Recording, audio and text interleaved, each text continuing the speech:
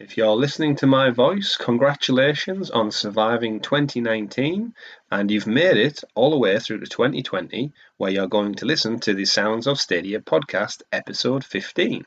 We're going to talk about all things Stadia going forward in the future and all the news from the weeks you've missed. So without further delay, on to the show.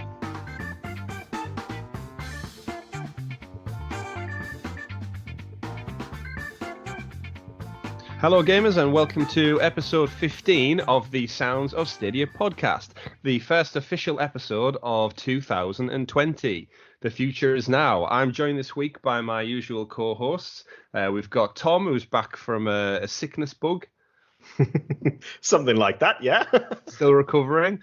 Alongside him, we've got Richie as well, recovering from his New Year's party. Happy New Year.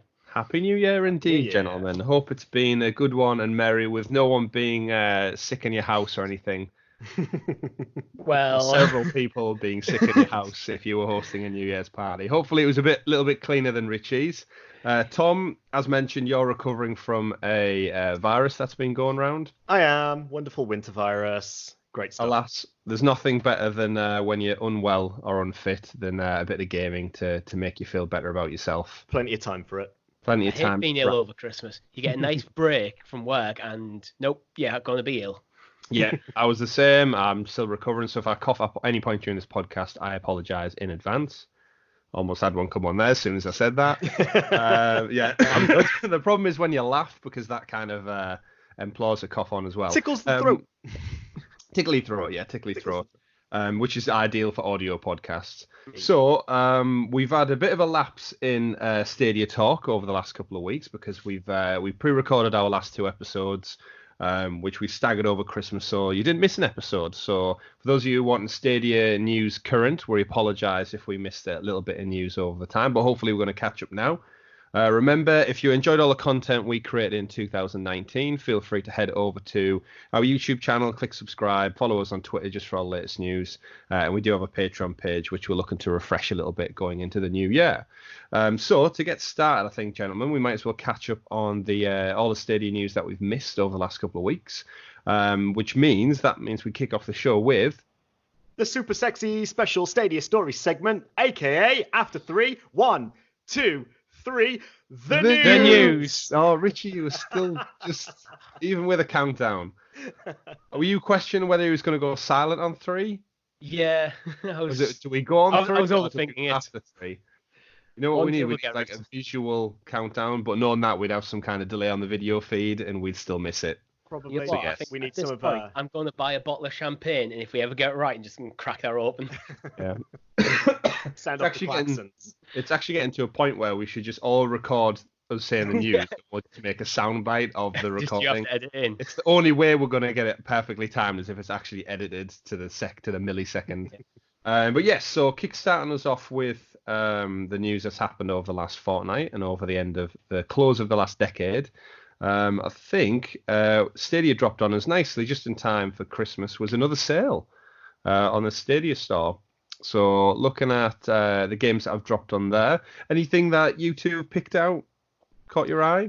I actually bought Rage 2. Oh, cool. Yeah, I've heard a lot of good things about it. Not a lot of people actually do talk about it, to be honest with you. But when I saw the sale for it, I saw at the price that actually put it down for us Brits. They knocked it down to a nice round £13.20. But hey, whatever. I'm not going to argue with that. I thought I'll take the leap, and actually, it's fucking beautiful. It's a really, really pretty game. I know the Facebook page has been giving it a lot of love, but Rage 2, I think, is one of them games, when it initially launched, it kind of got, I think, lost in the weeds with a lot of other games at the time. Yeah. So.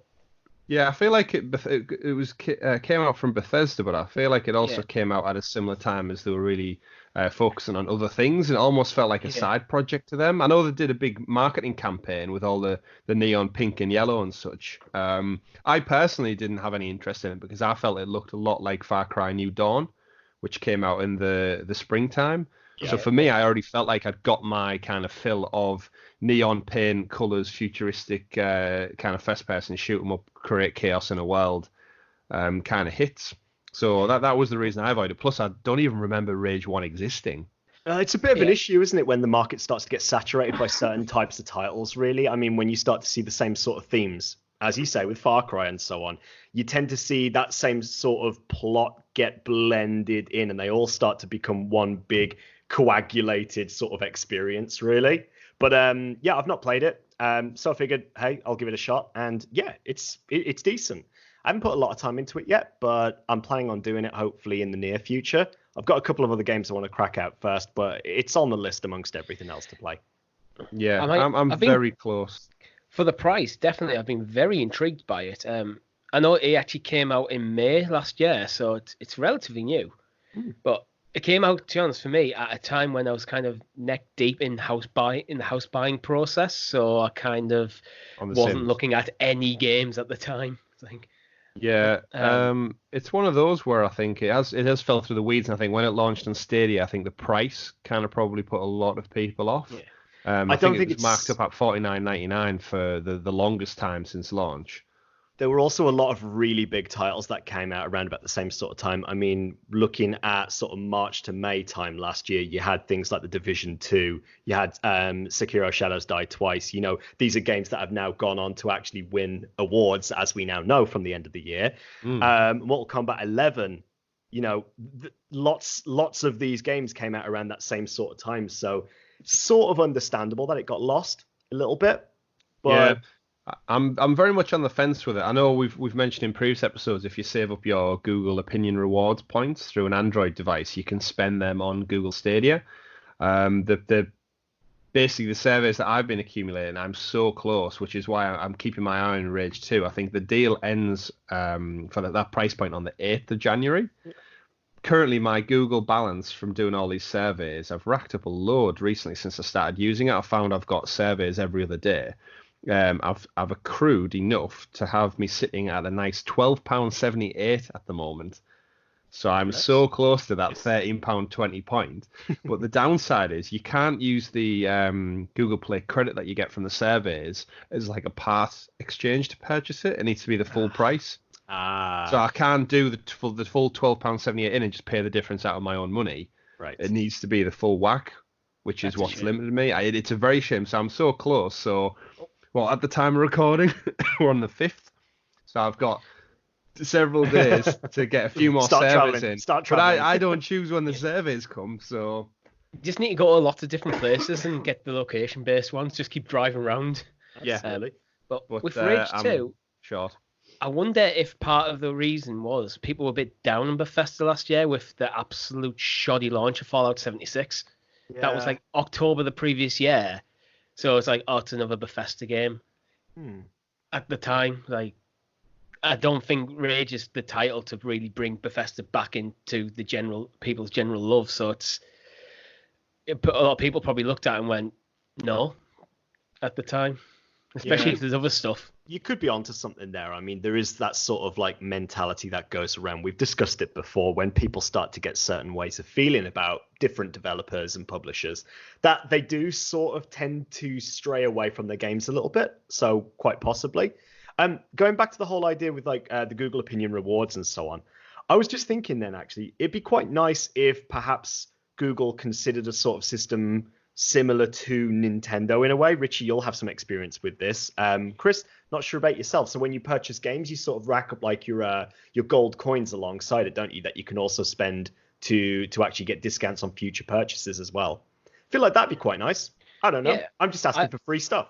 I tend to use that for my online subscription every year. Yeah. It's a way of keeping my Tetris addiction going. Yeah, but they have the kind of credit set up already there with the Google Play Store. They already have an entire ecosystem based around digital currency, so they just need to implement it wouldn't be too hard. Yeah, just have like a Stadia attach like a Stadia wallet to your own Google one. Google sync them, so it's just there. Yeah. And again, they have Google Pay, and they're well within the world of finance and digital payments and stuff. Actually, just yesterday, I went to see the new Jumanji movie, and I paid for that using the Google Assistant through an Android phone, which is essentially just a quick search for the cinema times, and without going direct to the cinema website, it kind of created a little overlay of half my mobile screen. and it asked me what time I wanted to do. It linked to my Google account, and behind the background and kind of grayed out screen, you could actually see Google filling out the blanks. So put in my name, put in my card details. All it needed was the CV2 number, and you could see it working away in the background, kind of filling out all the blanks from my own Google account. Which is, it's a world we live in where it's half Skynet knows everything about me. It's putting all the information into the system. But yeah, I booked cinema tickets seamlessly without even using that. So Google has the infrastructure for digital currency and exchanging money between different programs. It's already nailed down. It's seamless. So yeah, rolling that out would be a really good feature, I think, going into the rest of the year. How does it work on the Play Store? I don't really buy apps through the Play Store. So can you use not the Google rewards to top up on the Play Store? Yeah, you can use the gift cards, you can use Google reward points. So the opinion rewards credits that I was just mentioning, essentially when you get to the point in the Google Play Store of either buying an ebook, buying a movie, downloading an app or a game, instead of paying with your card, which just shows up on screen, there's a little drop down option. You just select Google opinion rewards credit instead, just like you would select the drop down and go to a gift card and put in a £10 voucher or such. Well, that's the answer. They just need to implement that into Stadia. Seamless. I just think with the amount of platforms that Google have available as well, it might be quite good for them to actually consider some sort of loyalty program. I mean, they've already got these systems in place anyway for rewards and for people. It exists across different platforms, but if people are purchasing things through different platforms or using Google services, then reward your users. Perhaps offer some sort of incremental discounts or some sort of currency building platform as well. On top of that there to help support purchases through different forms instead. I don't know. It's just my thought, as I say at the moment. Yeah, I'm sure it's something that's in the pipeline for them. So looking at the other sale prices that we got on the Stadia store, Rage 2 certainly the cheapest and probably the biggest chunk they've cut off the price. Final Fantasy 15 has been brought down to £17.50. I just want to point out with Final Fantasy 15, I glanced at the PlayStation Store earlier, and this is the day one version, I think, or just the base version of the game. On the PlayStation Store, you can get the Royal Edition for $14.99, so that's not actually that good of a sale. The Final Fantasy 15, I can confirm on Stadia, comes with everything. It comes with all DLC. So it's basically the Royal Edition. It is. It's just not marketed as it, which is quite strange. But It is the only version of Final Fantasy 15 released on Stadia. If you go into the store to actually look at it, it further clarifies that it does include all of the everything essentially. So you get all of it at the reduced price. So yeah, I see where you're coming from. Yeah, perhaps it's not as bad of a deal as I thought, but yeah, not the best marketing. Yeah, there is some interest in marketing with the game as well, because I know certain variants of games are up in much more detail. I know Red Dead Redemption, there seems to be about 3-4 different varieties you can choose from. Whereas other games, they just seem to be the base model. But you're right, Tom, in saying that and Richie, the way they're not kind of promoted or in the detailed description. It doesn't really explain what version you're getting outside of the usual such. An example for me is the Tomb Raider game, which we'll get onto, Rise of the Tomb Raider. That's the 20th year celebration, but nowhere on the actual store does it really say what it includes. It mentions features outfits and weapons inspired by the other skins and DLC, but it doesn't detail that you're getting more than you would have done from the base model, because that's the only version available. It should be for that. That's just a one line of text saying contains all DLC. Yeah, nice and straight to the point. Again, don't get me wrong, in the description it does state that it comes with the Blood Ties story and Lara's Nightmare, but if you hadn't played the game before, it doesn't really explain that you're getting everything that everyone got on, say, the Game of the Year with the DLC content. Well, I'm going to add one on top of that as well. Going and looking at Borderlands 3 on the store. So I purchased the Super Deluxe Edition, which is the edition that comes with all of, it comes with the campaign add-ons. It comes with the season pass. It comes with the additional weapon skins, mods, and so on there. When I purchased that, it tells me on the store that I've got the base version of Borderlands 3 as well as the Super Deluxe Edition, but it doesn't tell me that I've got the Deluxe Edition, which is the same minus a few things. So I can still buy the deluxe edition if I want to, but I don't get anything because I've got all of the stuff that comes with it. Yeah. Have you tried? I'd be interested to see if it came up with like a flag disclaimer just saying like, just so you know, you already own this game. Because you're right, if we were to say purchase a digital movie on a digital storefront, you if you went to buy that movie a second time, it would probably say you've already purchased it. Mm-hmm. But it's interesting because with a game, it's quite different to a movie. You're going to get the same version of a movie, or outside of extended editions aside. You're pretty much going to get the same one regardless of where you buy it from. However, yeah, a game, you're right, Tom, in saying that the DLC and different versions of it and the way it's so split out for pre-order editions, special editions, deluxe, gold, platinum, whatever they're all called now, you may not necessarily be benefiting. So yeah, correct me if I'm wrong. Anyone who's listening along to the podcast, correct me if I'm wrong. Let us know in the comments and so on. Get in touch with us over Twitter. But the Super Deluxe Edition of Borderlands 3 includes everything that the base version and the Deluxe Edition comes with, plus a few different extras as well. I think, isn't the Super Deluxe basically the Deluxe with the Season Pass? It is. Yeah. That's exactly what it is. I kind of felt the Deluxe version was kind of redundant unless you're someone who really loves cosmetic items in games. Your choice for me was a straightforward choice. Do I go for the base version or do I go for the base version plus Season Pass? Because I don't care about the cosmetics too much. Well, time will tell. It's all about the base. It's all about I'm not willing to drop another £44 on testing that theory, though. That's the only thing. Yeah. Get your refund as long as you don't play for 2 hours. True that. Does that count if you've already played the deluxe version for 2 hours? Because technically you've played Borderlands 3 for over 2 hours. Yeah. But yeah, that'd be another interesting caveat that might be in there. What say you, Google? What say you? Yeah, there's something in that. Pardon me. Other games, yeah, we got NBA 2K20 dropped out at $29.99 English pounds, and Red Dead Redemption 2 also got a discount, not so heavy. Down to £43.99, which still seems incredibly pricey. NBA, I'm not interested in NBA to be honest, but I have just noticed something very interesting on the store. The base version is $29.99. The digital deluxe version is $27.50. I don't know what the difference is. Interesting, but that's a no-brainer. Interesting. Yeah, you buy the better one for less. Yeah, seems to be. But yeah, thoughts on the Red Dead price? Because it's not enough to tempt me back in. No. Well, Richie, you haven't played it, have you? So no, I glanced at the PlayStation store earlier, and it's not on sale there, so it's $59.99. So if you're interested in Red Dead, I'd say there you go. Yeah. I don't know what's like on the Xbox store. Well, glancing around at online communities, a lot of people on Stadia at the moment do seem to be picking it up at that price point. So good for them. But again, I don't really fancy it at that price. I'm going to wait till it comes down a bit more before I go portable with it. I think part of the problem is, I think it depends what you want to use Stadia for. If you're using this as a home games console, you can pick up from Amazon at the moment Red Dead Redemption 2 for $24.99 on both PlayStation and Xbox. Yeah. But then you're losing the convenience features of Stadia, so it's... Yeah, it's catch-22. I do feel like we're at a moment with the games release list for Stadia is everybody who wanted to play a specific game jumped in and bought it regardless of the price because that was their go-to game they wanted.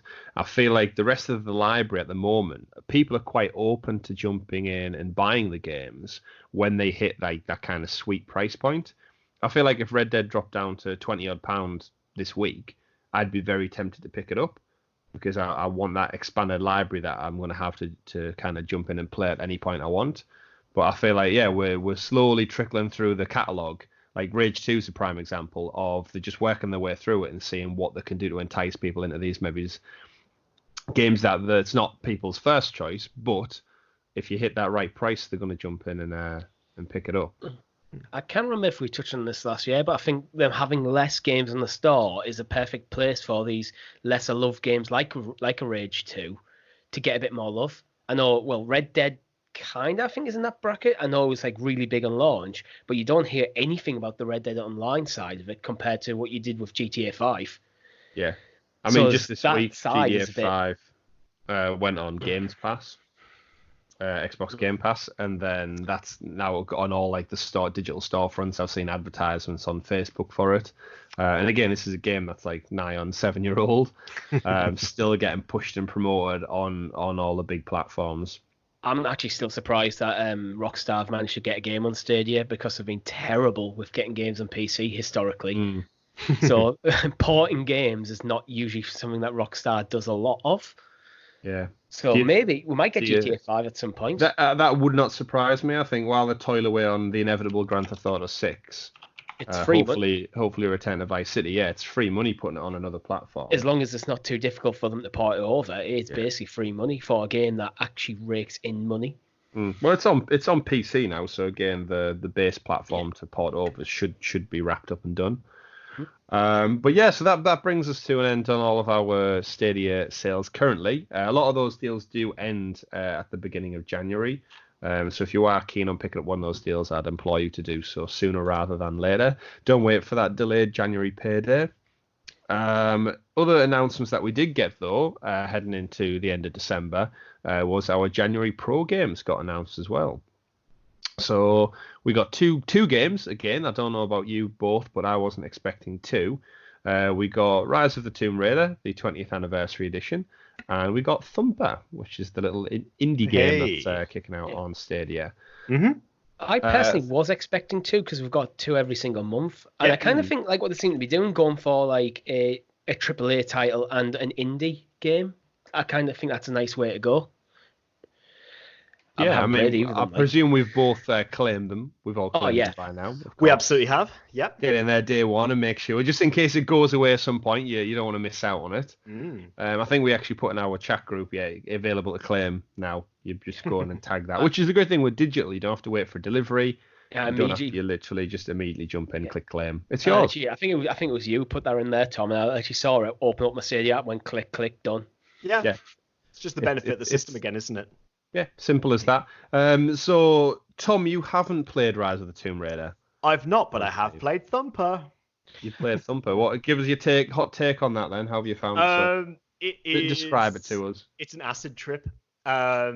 If you have a big TV and you sit close enough to it, it's. I have to say, this is where the response time from Google really shines through, because it is a very high-paced, reactionary beat game. It's a rhythm game. That's what it is.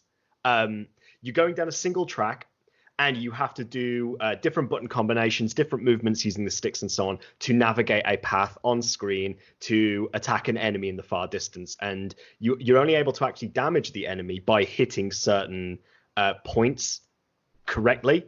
So there's things like you have to mash the A button when you pass over certain lights on the path. You have to hold A when you come across barriers on the path. You have to tilt to the left or tilt to the right, depending on whether you're turning corners. But the whole time, it's just got a really nice soundtrack, and it's just trippy as fuck. Like the lights, the colors, the sounds, the directions you're taking. Yeah, it's madness, but it plays really well. And considering it's free, I'd say everyone should try it. Just give it a shot. Like every good rhythm beat game, it has to have a good soundtrack. And you'll find yourself getting absolutely immersed into it for a good 30 minutes to an hour non-stop, like without stopping. You will have to stop yourself playing it. What's the level setup like? So you have different levels, or it's like worlds with sub levels to them. So level 1 starts at level 1 and it goes through to level 120, and then you have like a boss and a final boss of that world as well before you move on to the next one. Is it the same boss overall, or is it different like mini bosses that you fight to get to the big one? It changes, and obviously it procedurally gets more difficult as well as the game goes on. But each level builds you up to trying to get you to the point where you can start to take on the bosses with it. It's good. Yeah, it's really good. It's well worth trying out. You had a chance to play it yet, Richie? I haven't. I was kind of planning on jumping in after we finish recording today. Just giving it a go. Give yourself 30 minutes, just whack it on half an hour after we finish recording. Go for it. Let me know. Is it better, would you say, Tom, than Guitar Hero? I'm not being silent. You kind of were. No, it's not better than Guitar Hero. But that's because Guitar Hero has a lot of songs that we know and love. This is just peripherals. Yeah, This is just a game with it's a good soundtrack, but it's very electronic. It's very, it's its own thing, really. It's not rhythm to the sense that you're playing along with like songs that you know. It's rhythm that you're playing along just to the feel of the game, and it is happening to a beat. The game is happening on a beat as it's going along. Yeah, sounds good. I'm similar with you, Richie. I want to jump in later on tonight and just have a mess around with it. I'm staying away with work, so I'm going to take my laptop, Stadia controller, and put some good hours into some games on the go and really test out the power of 4G hotspot connection or hotel Wi-Fi, depending on which is the better. It's going to be 4G, but we'll get to that probably next week. It'd be good to actually try it on the hotel Wi-Fi just to see, because this is somewhere people would probably use it. Yeah, but notoriously hotels in the UK, I think the Wi-Fi is pretty rubbish unless you want to pay for it's like microtransactions in hotels. They'll charge you for a premium internet access, and the basic one's like 2-3 meg. But if not, 4G should work pretty decent. Other stories that we didn't get a chance to touch around to over the last 2 weeks. One of them was Typhoon Studios was acquired by Stadia Games Entertainment. So we actually have another in-house studio working on games for Stadia going forward. They are currently working on Journey to the Savage Planet, which I think, Tom, you were the only one of us who knew anything about that game. Yes? Tom's gone quiet. I can see him talking, but I can't hear him. Sorry about that, guys. Typing away in the background, just didn't want anyone to hear my keys. It's an interesting title. It's got a feel of No Man's Sky to a degree in terms of like the artistic approach to it, but I don't know much about the actual gameplay itself. All I know, it's got like procedurally generated worlds with critters and so on that inhabit it. Other than that, I haven't really looked too much into it. All I do know is it's due for release on the 28th of Jan, so within the coming weeks. And as Typhoon have now joined Stadia Games and Entertainment, I had considered the possibility of seeing a Stadia announcement, but there hasn't been one as of yet. Yeah, I'd imagine the timing of the purchase is probably to wrap up the current game and just start anew on something for Stadia. I'm sure if they've got enough staff for a sub team, they'll probably look at porting it across eventually. But I think the timing of the acquisition, I think the best we could hope for is just start to double down on a new game and maybe several weeks, depending on how the game's received, look at porting it across, because presumably they own the IP after that point. Yeah. But if it does well on PS4, Xbox, PC and such, then it's something in their wheelhouse to easily port over without having to go through any awkward contractual paperwork because they own it. So it's probably one that we may see come, my guess would be the end of 2020 if it does well. If it's received averagely, you'd probably just see it left on other platforms and they'll focus on a newer game. Yeah, I wouldn't be surprised if very soon that Google come out with a fairly big Connect or something to that description, kind of going through a lot of stuff, what's going to happen this year, and this was one of the things. It seems like a easy win to go, and this, you remember that studio we bought last year? Well, there's the game, it's out now. Yeah, from the people who made X, Y, Z. That's generally how they like to promote these things. But good news overall. It's great to see that they're putting their money where their mouth is once again and acquiring studios. We've seen Microsoft do a massive push over the last 2 years and acquire a ton of new studios, and that's purely because PlayStation set the example this generation of it's all about the games, and that's where it goes to. And again, we've mentioned it many times in this podcast, but with Stadia being a new platform, it really needs those exclusives to draw people in, because third-party games only do so much to kind of flesh out the catalog. You need those games that are going to draw people in long term and make a kind of name for Stadia, which again, acquiring a new studio is only going to help too. So I'm looking forward to see what happens with Typhoon Games and where they go with it. Absolutely. Absolutely. I think one of the other final stories, I think, Tom, you dropped this one in the doc as well. I have, yeah. There was something to improve your performance if you're having an issue through the Chrome browser. Absolutely. This is one of the stories that's cropped up from the community recently, and it's starting to gain quite a bit of traction in amongst discussions in sort of from like the tech perspective, really. So we've got to look first of all of understanding that what is Stadia? Well, Stadia is a video streaming service of gameplay. That's what it is. So things like Netflix, things like YouTube and so on, they use what we call codecs to actually encode the videos in order to transmit the data from location A to location B. The most popular codec that's in use at the moment is a codec called H.264. There is a codec that's superseding it called codec VP9. Now, I'm going to give credit out to the people who posted this. So this goes out to Colonial Reddit 098, Aqua Regia, and Snaker Jake, all on the Stadia subreddit. These are the guys who've sort of put together the posts that have gained a little bit of traction here. But the idea is that for people who have been playing on a device using the Chrome browser, if you have been finding yourself to have some sort of issues compared to the Chromecast Ultra, which I have discussed recently on previous streams and on the podcast, then you might want to consider looking into these sort of hot fixes, really, to force the Stadia or to force Chrome, to actually use the VP9 codec in place. It just takes a single line of code that you have to enter onto your computer into a console, and what will happen is it will force the Chrome browser to actually run this codec instead, because by default, Chrome currently uses the H.264, but the VP9 codec actually gives you sharper image quality, and it gives a much better streaming service as well. So it is actually alleviating a lot of issues that people are having visually when comparing like their Chromecast Ultra to a PC streaming service instead. So this link, I am going to throw this straight into the YouTube comments as well. If you do want to get in touch with us on Twitter too, I can link you directly to this. But all you need to search for really is the subreddit for Stadia on Reddit and search for VP9 codec.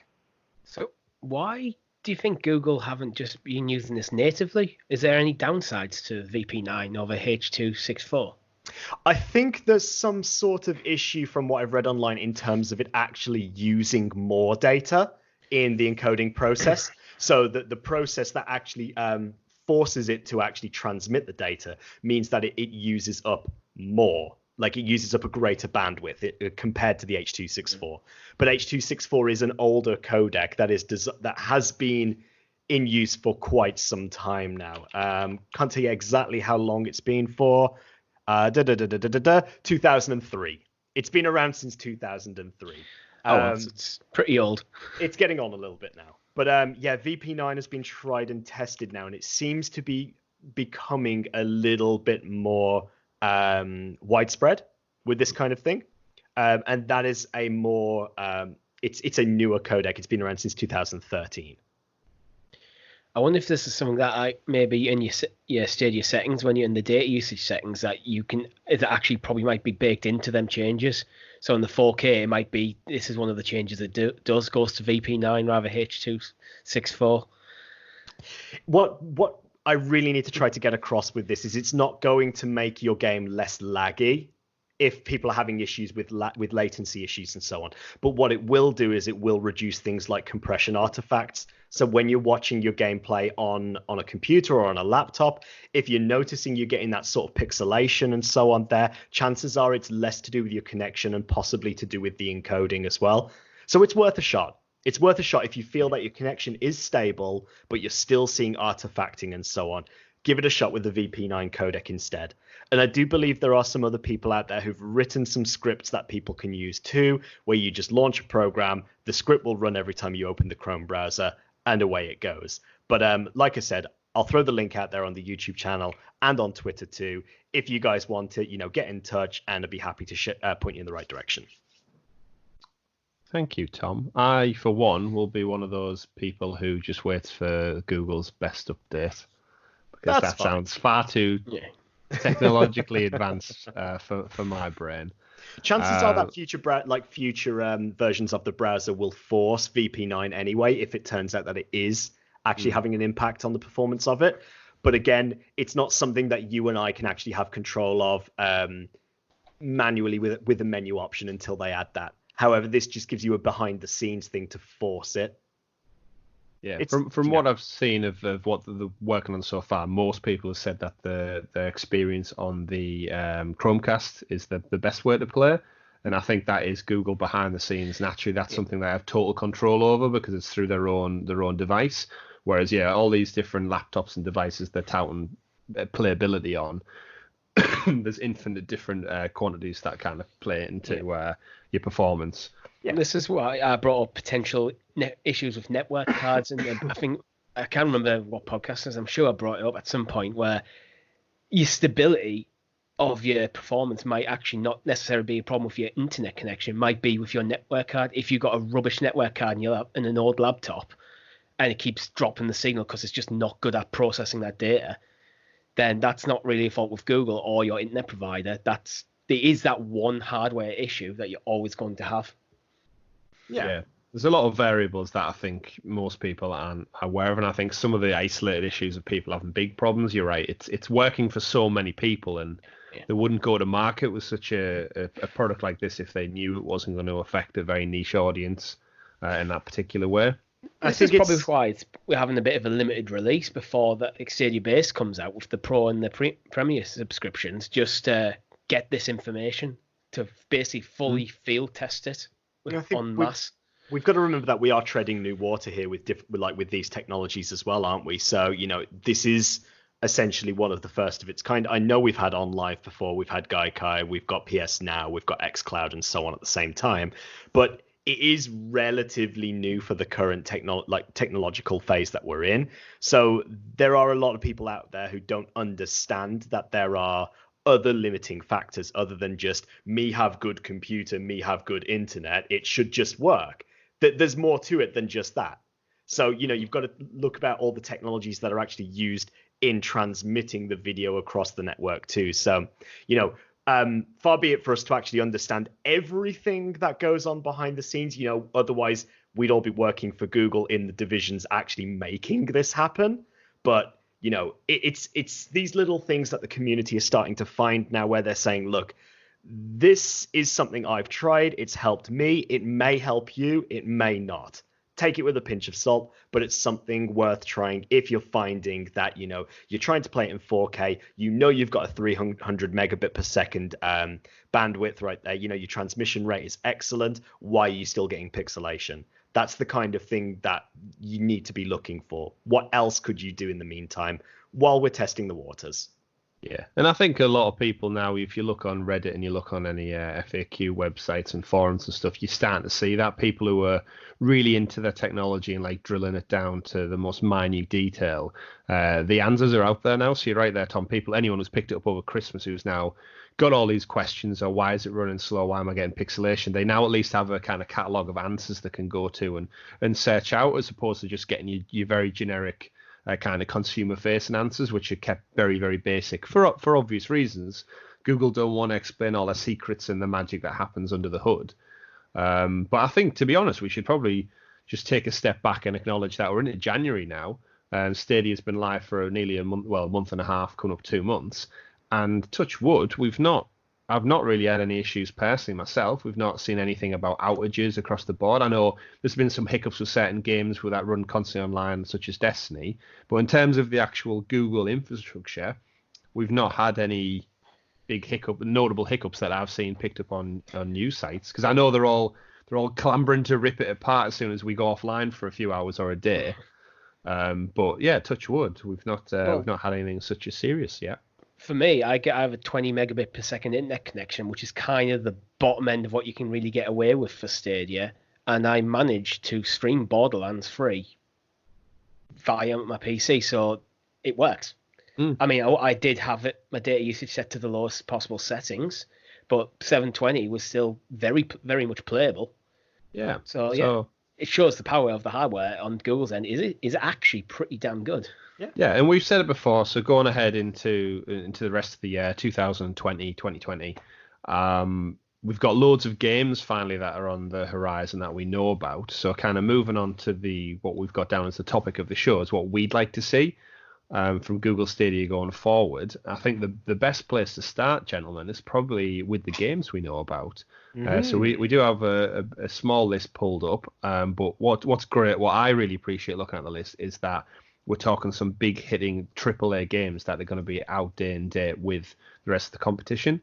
So I think we mentioned it before the show, but some of the ones that we do have dates for, or that we're expecting in Q1, we've got Monster Supercross 3, which I know Tom's super excited about. Yay. It's his favourite game of all time. Absolutely. Cannot wait for that one. Love me some bikes. Exactly. We've got Cyberpunk coming in March. I think is going to be huge. Absolutely. That's definitely going to be the biggest one. We've got Destroy All Humans in there as well.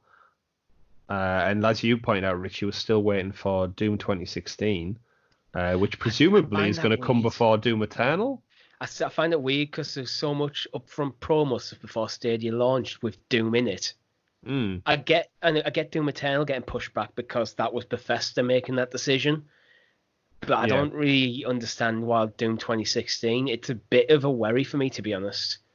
What does that actually mean? Because there must be a reason. We've literally seen it running on the platform. Yeah. They obviously run the risk now as well as having Doom 2016, for Stadia specifically, coming out too close to Doom Eternal now. Well, that could be the other side. It could be a marketing thing. If like a month before Doom Eternal comes out, he's Doom 2016 and it's your Stadia Pro game. Yeah. To get people in. Yeah. So that's might what just I was be thinking. Especially being as we're about to sort of, well, next month we're going to be moving into February. We're going to be moving into the end of the Founders Pro subscriptions. Yeah. Mm-hmm. And at the moment, I'm looking through the store and I'm thinking, don't really know. The only game I could see them possibly giving out that would really sort of get people going is Assassin's Creed Odyssey. Realistically. But I think that's one of the games that Chris mentioned earlier, where if you were interested in playing that game in Stadia, you've probably already bought it. Yeah. I just feel like they need to. We've entered 2020. We're about to probably within the next few days get a new update, like a Stadia community update, from Grace, from Chris, from whoever at Google, and I think we are now at the point where I feel like a broken record saying this again, but I feel like we're at the point where we really should sort of be like given something new now, not just be told, oh, we don't have any news on a release date for this game yet, but we'll let you know as soon as we do. I feel like I'm getting a bit bored of hearing that, to be honest with you. Yeah, I agree. For the first Stadia Pro game after the initial periods ran out, I think it'd be a smart move for them to bring it to be something that isn't currently on the store, because otherwise you might end up in the same issue we had with Tomb Raider back in like the first one, where it's like, oh, everyone went and bought that, so then Google have to process a ton of refunds.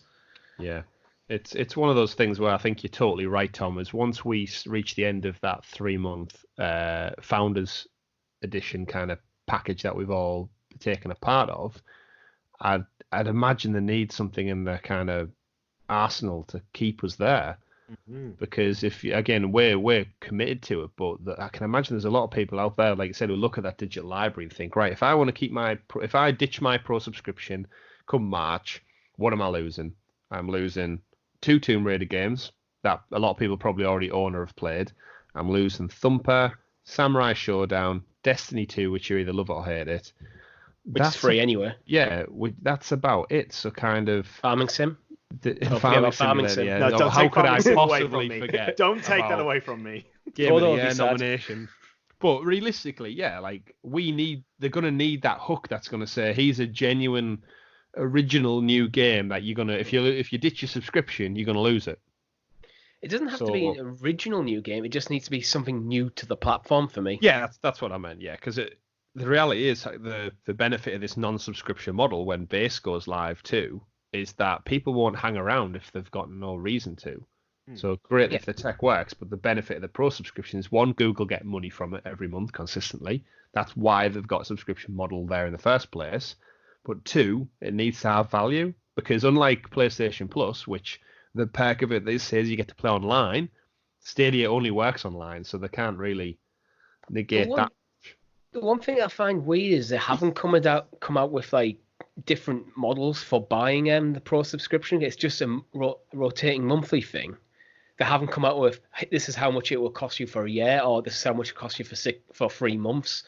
because they're good ways. Well, if I pay up for a year, you get people committed to the year, and it seems like that would be an easy win for Google. Yeah.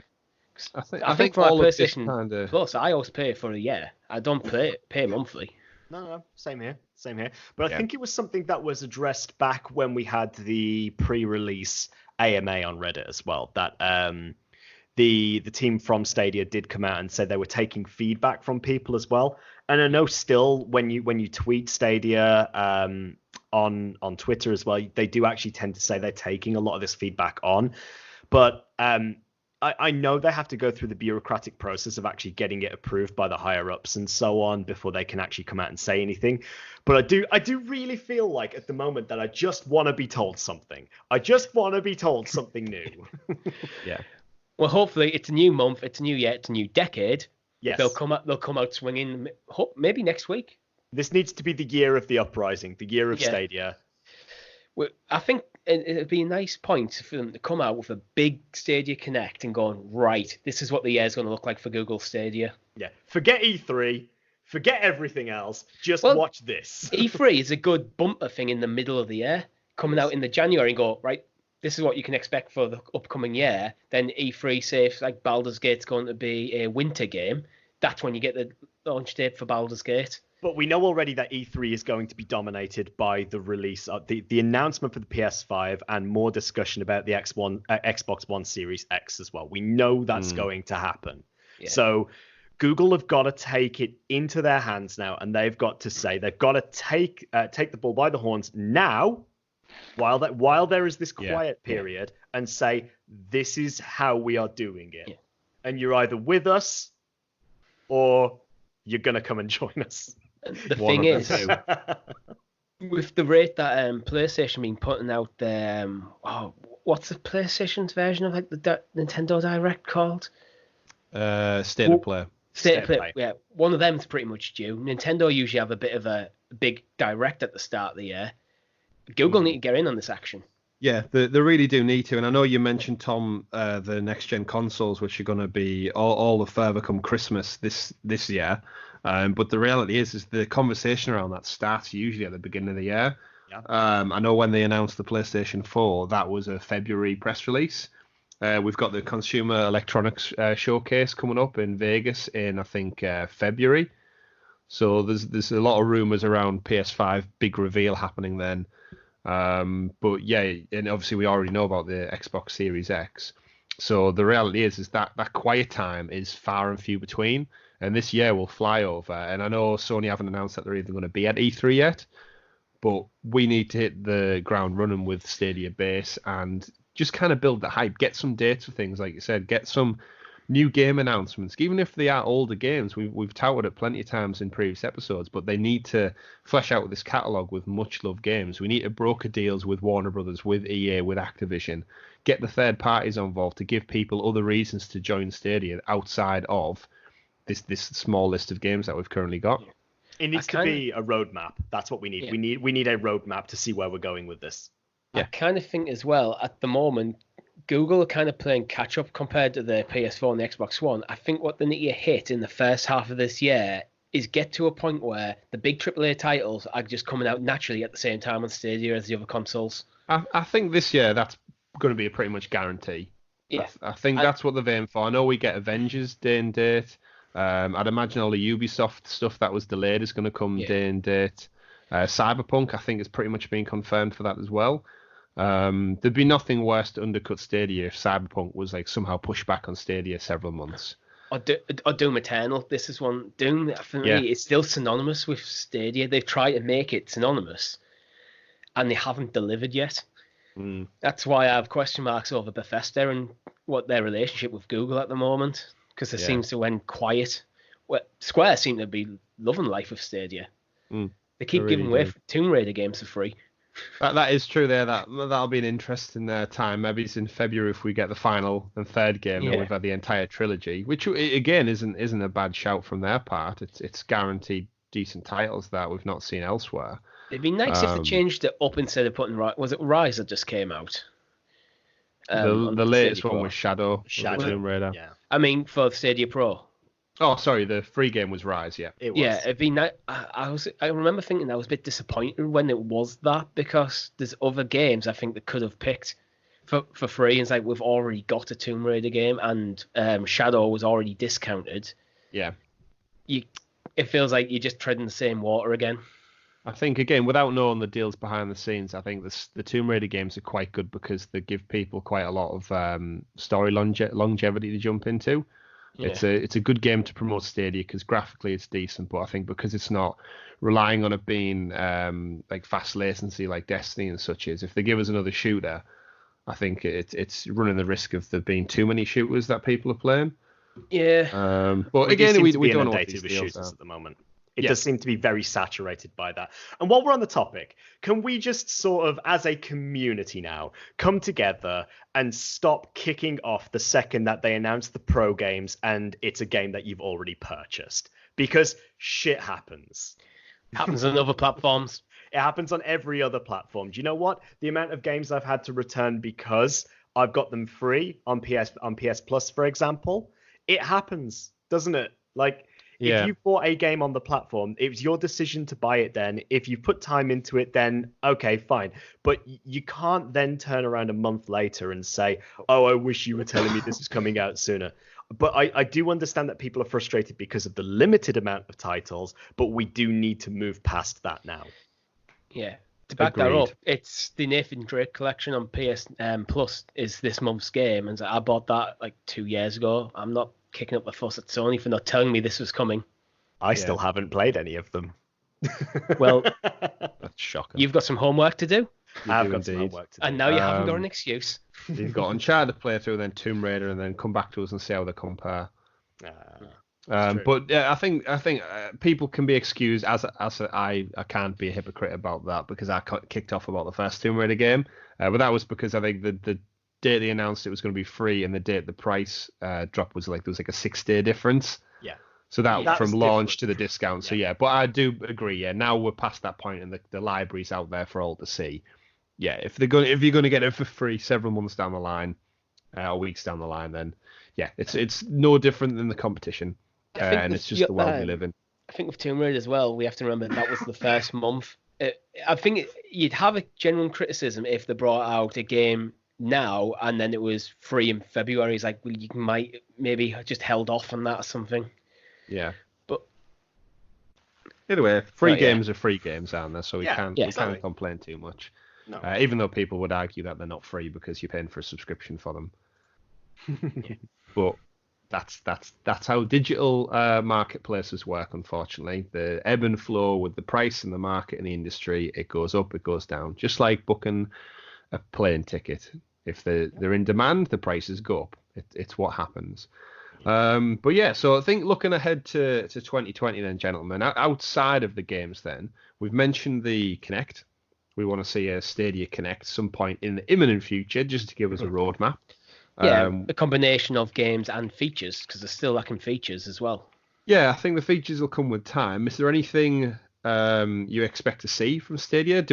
My big thing is, are we going to get a date for the base rollout? Like, remember, we are very much in a niche beta testing market at the moment, where the only people who are playing Stadia and talking about Stadia are the founders of the Premier Edition. And well, on that, I've actually seen comments on the Facebook group of people like playing Destiny struggling to get groups for things because just isn't the people there. No, on that note, actually, Richie, it's interesting you mentioned that because as of 54 minutes ago, there has been a new analysis of Destiny 2 on Stadia that has shown the player count has fallen by more than 50% since launch on Destiny 2 servers. Yeah. On Stadia or? On Stadia. I'm not surprised at by because I'm one who jumped into Destiny because I got it as a free game to see what it was about, but it wasn't for me, so I moved on. Of course. I'd expect that same thing too. However, that's probably going to have a little bit of an impact. There are a lot of people asking for like, I need a team for raids and so on. However, there does seem to be a bit of organization behind it. You know, there's Discord groups. Again, the subreddits are there to help people organize these things too. Yeah. But it is going to be, for once again, a niche group of people. Yes, it's a free game. you need numbers to get this sort of going. For me, I kind of hope they just make this simple solution is to just go crossplay. Agreed. I think we need that for quite a few things. I'd like to be able to pull my save files from PS4, for example, for Borderlands 3. Yeah. Well, the interesting thing is, from what I've seen, Google have pretty much opened the crossplay full stop and say it's kind of down to the developers. So I wonder why isn't it happening? I don't know. A bit of a push. A Gearbox themselves have said they love the idea of crossplay. So I don't know why it's not there with Borderlands, and I can't see any reason why who makes Bungie. I don't see any reason why they wouldn't just open up the Stadia community to the rest of the community. Do they really care where the people are playing? Yeah, and this is why they need to get base kind of in the pipeline announced and just get it out to the masses, because they missed the Christmas window, which we always knew they were going to keep it that short, but they need to start building traction going up into next festive period, because the reality is they've got the two behemoths of the industry going to be pushing their brand new consoles, talking about all the power, their exclusives, the teraflops. The marketing is going to be crazy. From E3 onwards, we're going to see blue and green scattered on buses, billboards, marketing up and down social media. It's going to be non-stop driving people for that next big generational step. And Stadia needs to keep up with that, and the only way they're going to do that is being clear. What you said, Tom, about a roadmap, they need information in the pipeline, and they need a presence at E3 with a combination of exclusive dates and great deals. Yeah, whether they can broker second-party deals, they need something to flesh it out. And the studios are out there. There's plenty of independent studios, whether they're indie titles, which I personally think we need to see a lot more of. Give me Overcooked. We need to see tons more. I think one of the things I was reading about earlier, actually, as well, in relation to indie titles, is I was thinking back to the Connect before, where they said they're going to put a program in place to help indie developers be able to launch their titles onto Stadia. But we haven't seen anything yet. Now, I think one of the biggest issues at the moment is they have to pay a sort of like licensing fee or like a publishing fee to actually get their game onto Stadia. Now, obviously, a problem with that is the fact that these indie companies tend to not have that kind of money to be able to do that.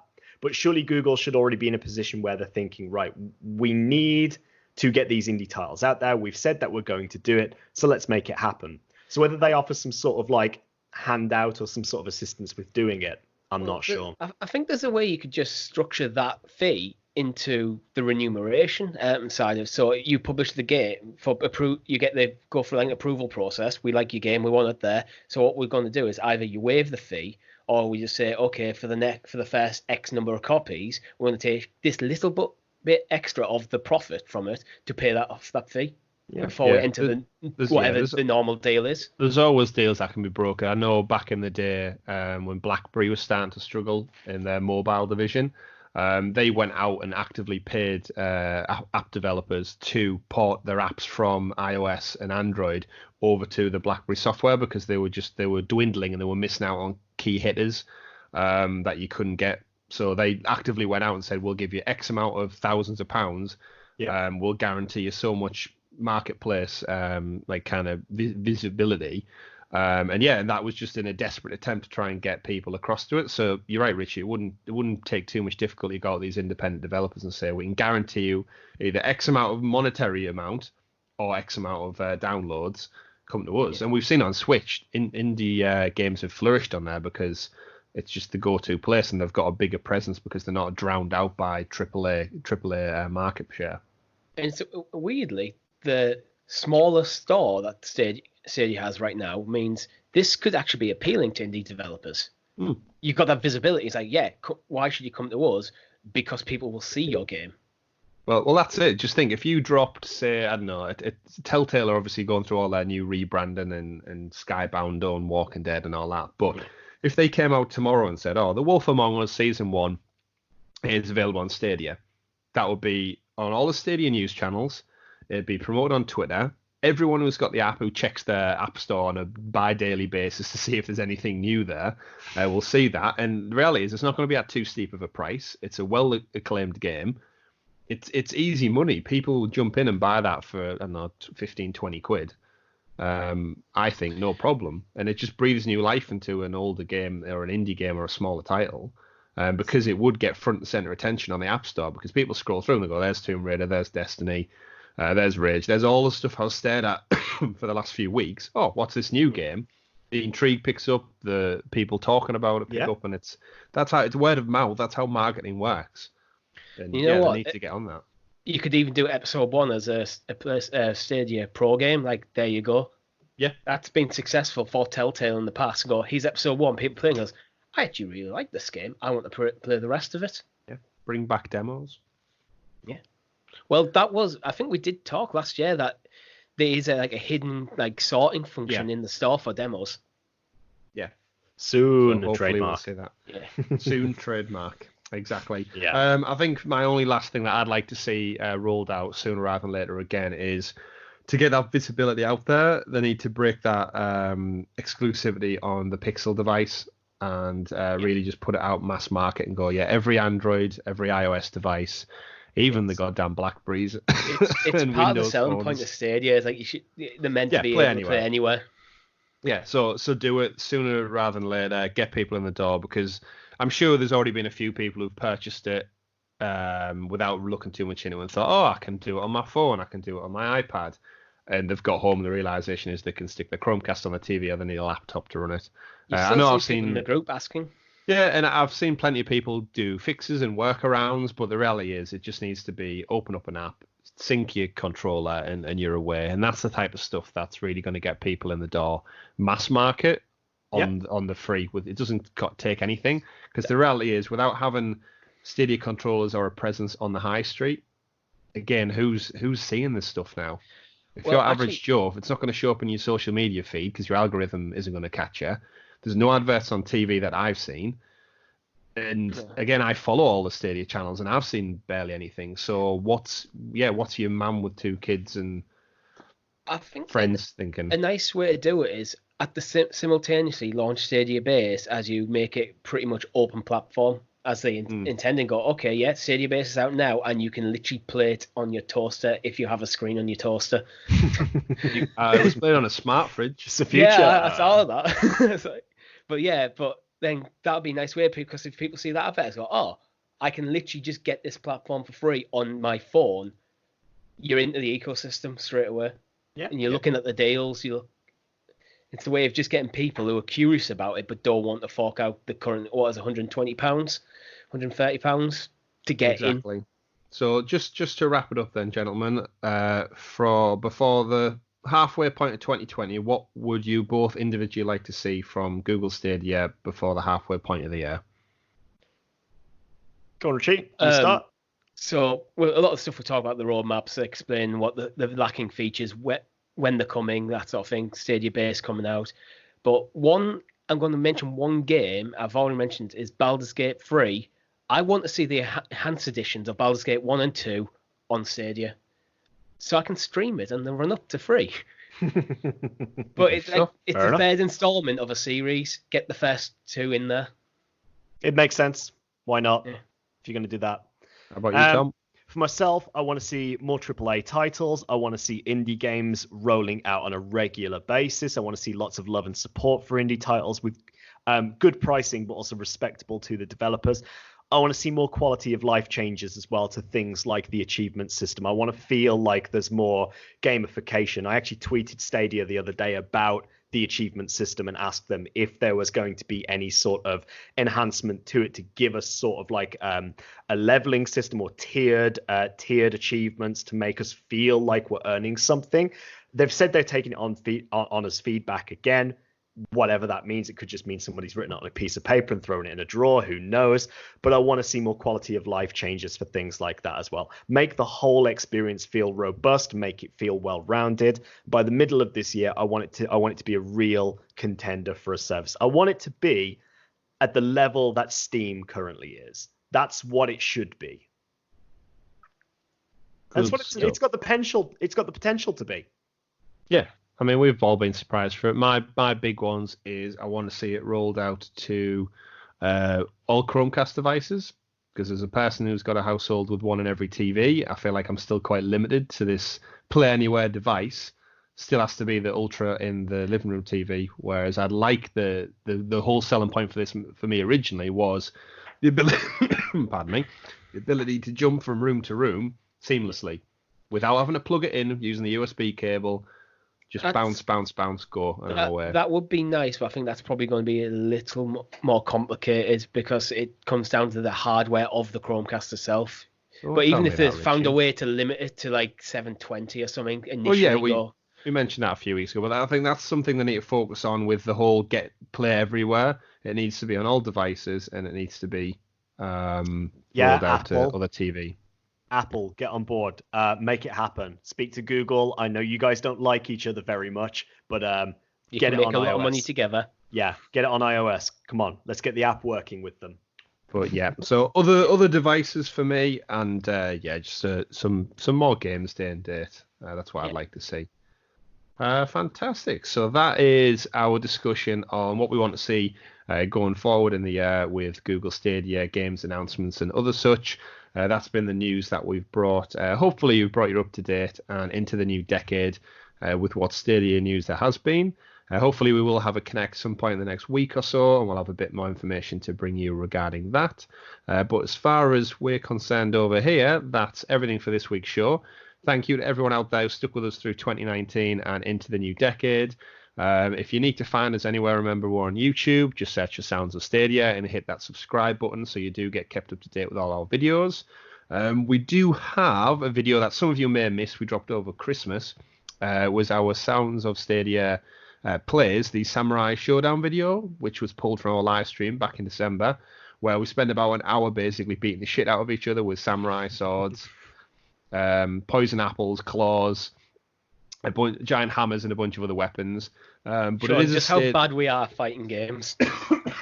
Certainly, yeah, it shows how terrible we all are at fighting games. But yeah, it was a really good laugh. We had a great time with it. You should definitely head over to YouTube and check that out. Remember to follow us on Twitter for all of our updates and posts and when stuff goes live.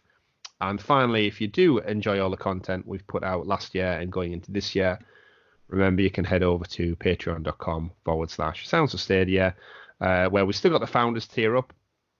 Might change it to the Premier Edition soon.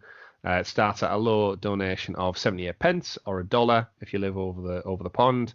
So yeah, drop us a penny or two for additional support if you feel so inclined. We really do appreciate it.